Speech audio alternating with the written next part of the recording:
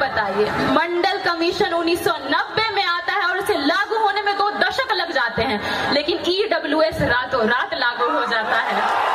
जिस तरह से इस देश में संतोषी नाम की बच्ची भात भात कहते हुए मर जाती है, वहां इन अठलखिया लोगों को गरीब करार दे दिया जाता है।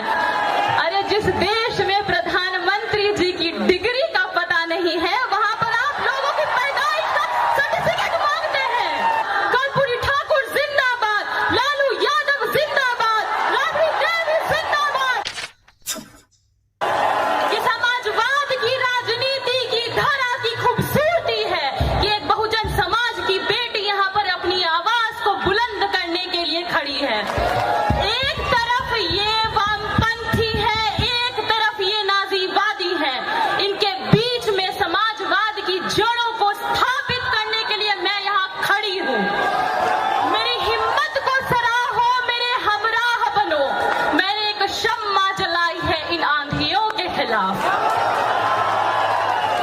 अपनी बातों को शुरू करने से पहले, जो ब्राजील में अमेज़न के जंगलों में आग लगी है, जिसे लंग्स ऑफ प्लैनेट भी कहा जाता है,